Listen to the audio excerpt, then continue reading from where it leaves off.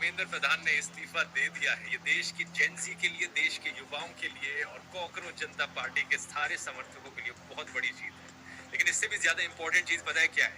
हमने देश की सरकार को दिखा दिया है कि झुकती है दुनिया, बस झुकाने वाला चाहिए। और ये मैसेज अब सरकार के हर एक मिनिस्टर, हर एक नेता तक जाना चाहिए। किसी ने भी कोई करप्शन करने की कोशिश करी, कुछ अन्याय करने की कोशिश करी, अब देश की जनता जाग चुकी है, चुप नहीं बैठेगी। तो ये जो इथेनॉल वाले बाबा हैं, इथेनॉल वाले मिनिस्टर हैं, आप सबको बहुत बहुत बहुत बधाई। हमारे देश के युवाओं को, जेंजी को बहुत बधाई। बहुत खुशी की बात है, आप लोगों का संघर्ष रंग लाया। धर्मेंद्र प्रधान को अल्टीमेटली इस्तीफा देना पड़ा। ये पूरी डेमोक्रेसी की बहुत बड़ी जीत है। हमारे देश में लोगों का जनतंत्र से भरोसा ही उठ गया था। लोगों को लगने लगा था कि सरकारें सुनती ही नहीं है। जनता सरकारों के सामने चिल्लाती रहती थी, गिड़गिड़ाती रहती थी। हर चीज़ के लिए हम सरकार को हाथ जोड़ते रहते थे, पैर पकड़। सरकारें कभी सुनती नहीं थी।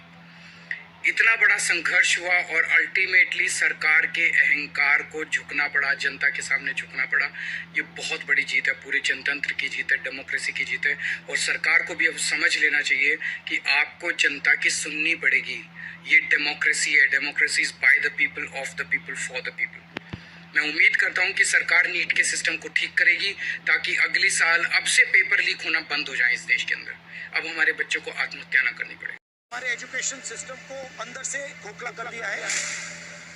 सबसे पहले ये जो हमारे स्टूडेंट्स हैं, इनकी जीत है, जो हिंदुस्तान का फ्यूचर है। पूरी दुनिया में एक्नॉलेज था कि हिंदुस्तान का एजुकेशन सिस्टम बहुत बढ़िया है। उस पर सालों से आक्रमण हो रहा है, उसको कैप्चर किया जा रहा है, उसको प्राइवेटाइज किया जा रहा है, उस पर रिएक्शन।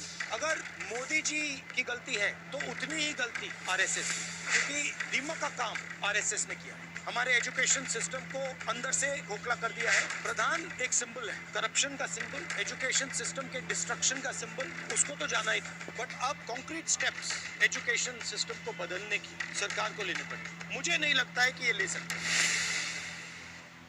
जनता को झूठे भाषण, झूठे जुमले दिए जा रहे हैं।